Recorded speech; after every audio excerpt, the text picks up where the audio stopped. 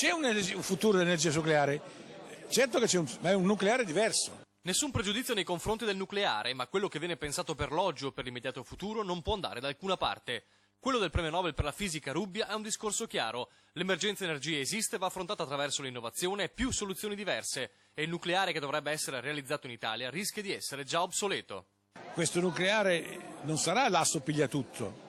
La terza generazione non è l'asso pigliatutto che metterà in ginocchio l'altra gente. E la domanda è: ci vuole un asso pigliatutto? Quale sarà? Non sarà certamente il nucleare nella forma attuale.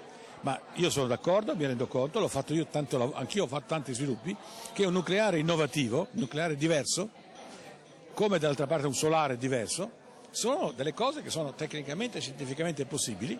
In Veneto continua il dibattito sul tema dopo l'apertura del presidente Galan al governo. Oggi il vicegovernatore Luca Zaia dice: i primi a essere interpellati per un eventuale sito dovrebbero essere i sindaci. Intanto Rubbia bacchetta i politici e guarda gli Stati Uniti come modello di riferimento.